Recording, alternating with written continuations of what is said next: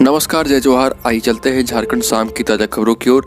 लेकिन उससे पहले दोस्तों, अगर आपने अभी तक इस चैनल को सब्सक्राइब नहीं किया तो कर ले, जिससे कि आपको झारखंड शाम की ताज़ा खबर रोजाना मिलती रहे।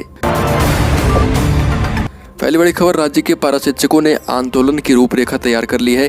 झारखंड राज्य के पारा शिक्षक 29 दिसंबर से करेंगे आंदोलन, और अगर उनके वेतनमान और नियमावली की घोषणा नहीं की गई तो राज्य भर के पारा शिक्षक कार्यक्रम में विरोध प्रदर्शन करेंगे।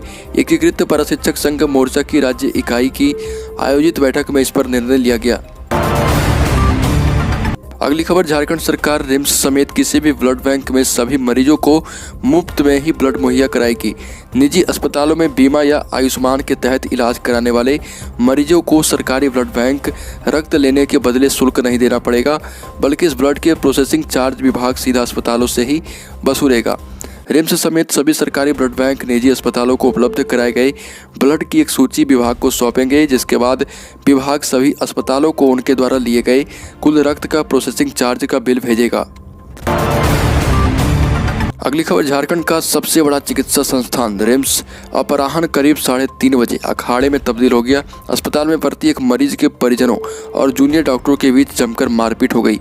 परिजनों का आरोप है कि जूनियर डॉक्टरों ने मरीजों के बेटे को एक कमरे में बंद कर दिया था। करीब 10 मिनट तक 5 से 6 चिकित्सकों ने उसे पूरी तरह पीटा है।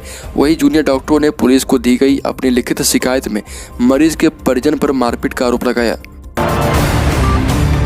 अगली खबर, झारखंड में अगले साल का बजट बनाने में जुटी सरकार। 15 दिसंबर तक विभागों से मांगा गया प्रस्ताव। राज्य सरकार आगामी वित्तीय वर्ष 2022-23 का बजट बनाने में जुट गई। वित्त विभाग ने सभी विभागों को 15 दिसंबर तक अपना स्थापना बजट मांग पत्र भेज देने को कहा। साथ ही 9 दिसंबर तक चालू वित्तीय वर्ष के लिए द्वितीय अनुपूरक बजट का मांग पत्र भेजने की हिदायत दी। वित्त विभाग ने अगले बजट के लिए योजना विकास बजट को लेकर सभी विभागों से केंद्र और राज्य से मिलने वाले आर्थिक संसाधन की जानकारी मांगी है। अगली खबर, रांची से उत्तर भारत दर्शन यात्रा स्पेशल ट्रेन चलाई जाएगी। राम और कृष्ण जन्मभूमि का कर सकेंगे दर्शन। Indian Railway Catering and Tourism Corporation Limited ने रांची से वैष्णो देवी और राम कृष्ण जन्मभूमि समेत अन्य धार्मिक व दर्शनीय स्थलों की यात्रा के लिए उत्तर भारत दर्शन यात्रा ट्रेन चलाने का निर्णय लिया। यह ट्रेन रांची से 12 दिसंबर को रवाना होगी। ट्रेन बोकारो, धनबाद, आसनसोल, जामताड़ा होते हुए पटना पहुंचेगी और वैष्णो देवी तक जाएगी। ट्रेन श्रद्धालुओं और पर्यटकों को 8 रात और 9 दिन तक का सफर कराएगी। IRCTC के मुख्य पर्यवेक्षक ने ये जानकारी दी।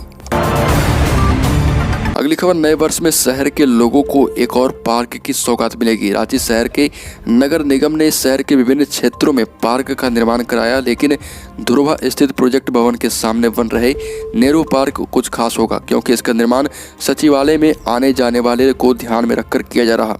नगर विकास विभाग की एजेंसी जुड़को द्वारा करीब 2 करोड़ रुपए की लागत से पार्क का निर्माण कराया जा रहा है।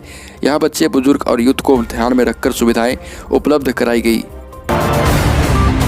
अगली खबर, भारतीय तटरक्षक बल में 50 पदों पर निकली भर्ती। भारतीय तटरक्षक बल में नौकरी कर देश की सेवा करने का सुनहरा मौका है। इंडियन कोस्ट गार्ड में 50 पदों पर भर्ती निकली है। इसमें असिस्टेंट कमांडेंट, टेक्निकल इंजीनियर और टेक्निकल इलेक्ट्रीशियन के पदों पर भर्ती की जाएगी। इसके लिए ग्रेजुएट अभ्यर्थी 17 दिसंबर तक ऑनलाइन आवेदन कर सकते हैं। चयन लिखित परीक्षा, फिजिकल परीक्षा और मेडिकल टेस्ट के आधार पर किया जाएगा। पदों की संख्या 50 है। अगली खबर, स्वतंत्रता दिवस पर लॉन्च होगी 5G सेवा। देश में 5G की शुरुआत कब होगी, इस सवाल के जवाब का इंतजार सभी को मिल गया है। केंद्र सरकार दूरसंचार कंपनियों से आने वाले स्वतंत्रता दिवस पर सीमित इलाकों और शहरों में वाणिज्यिक तौर पर 5G सेवा शुरू करने के लिए कह रही।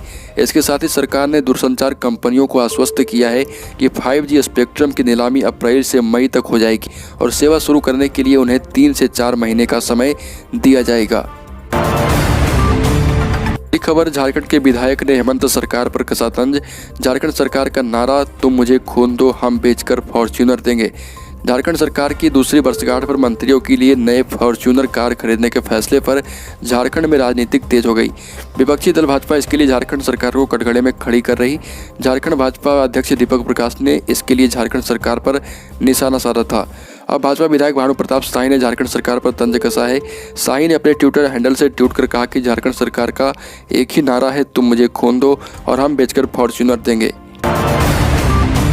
अगली खबर, झारखंड पेट्रोलियम डीलर्स एसोसिएशन ने राज्य में पेट्रोल डीजल पर वैट की दरें घटाने की मांग को लेकर अब आंदोलन का रास्ता अख्तियार कर लिया। एसोसिएशन के पदाधिकारियों ने रांची में एक प्रेस कॉन्फ्रेंस में कहा कि राज्य सरकार पेट्रोल डीजल पर वैट की दरें 22% से घटाकर 17% नहीं करती तो आगामी 21 दिसंबर को पूरे झारखंड में सभी पेट्रोल पंप बंद रखे जाएंगे। अगली खबर, बड़का गांव विधायक अंबा प्रसाद द्वारा विधानसभा चुनाव 2019 में नामांकन के लिए दायर किए गए हलफनामे पर सवाल खड़ा किया गया। रामगढ़ के पंकज महतो ने चुनाव आयोग को अंबा के हलफनामे में झूठी व अधूरी सूचनाएं देने का आरोप लगाया। इस पर चुनाव आयोग ने झारखंड के मुख्य चुनाव अधिकारी को शिकायत कर आवश्यक कार्रवाई का निर्देश दिया है। अगली खबर, झारखंड में मूल निवासियों के लिए विधानसभा की 2 सीटें रिजर्व करने की मांग की गई है। जदयू की प्रदेश कार्य समिति की बैठक में निर्णय लिया गया है। बैठक में प्रस्ताव लाया गया कि राज्य में माइनिंग पॉलिसी में बदलाव करते हुए उसे कृषि, शिक्षा, स्वास्थ्य और रोजगार से जोड़ा जाए। मूलवासियों के हितों की रक्षा के लिए हिमाचल प्रदेश की तर्ज पर अनुसूचित क्षेत्र में मूलवासियों के लिए 2 विधानसभा क्षेत्र आरक्षित किया जाए। साथ ही चतुर्थवर्गीय नौकरियों को प्रखंड स्तर पर उसी प्रखंड के लोगों के लिए आरक्षित किया जाए। प्रदेश जदयू की पहली कार्य समिति में कुल 22 प्रस्ताव पारित किए गए और यह भी तय किया गया कि 26 दिसंबर को राज्य के सभी 24 जिलों में एक साथ जिला कार्य समितियों की बैठक होगी। अगली खबर, झारखंड में कोविड के नए वेरिएंट ओमिक्रॉन को लेकर राज्य सरकार और स्वास्थ्य विभाग सख्त है।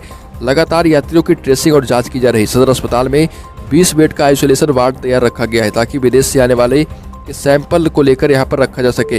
जीनोम सीक्वेंसिंग के लिए भी सैंपल भेजे जाने लगे हैं। इस महीने कुल 28 संक्रमितों और रोगियों के सैंपल जीनोम सीक्वेंसिंग के लिए भुवनेश्वर भेजे गए।